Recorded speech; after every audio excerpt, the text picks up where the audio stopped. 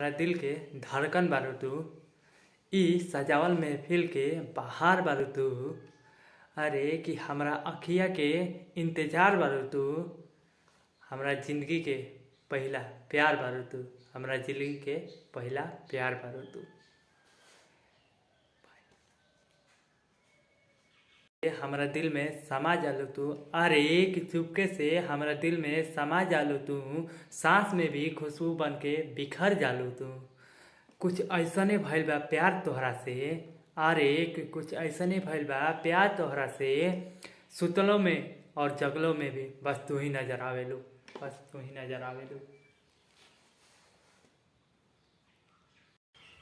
तोहरा अइला से जिंदगी कितना खूबसूरत हो गइल बा। अरे कि तोहरा अइला से जिंदगी कितना खूबसूरत हो गइल बा।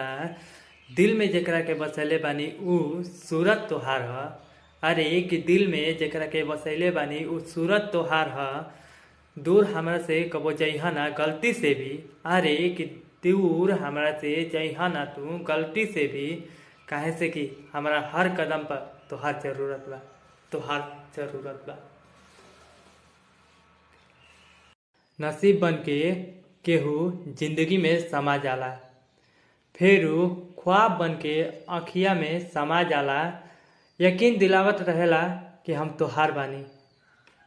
अरे कि यकीन दिलावत रहेला कि हम तोहार बानी। तबहू ना जाने कैसे समैया के साथ बदल जाला।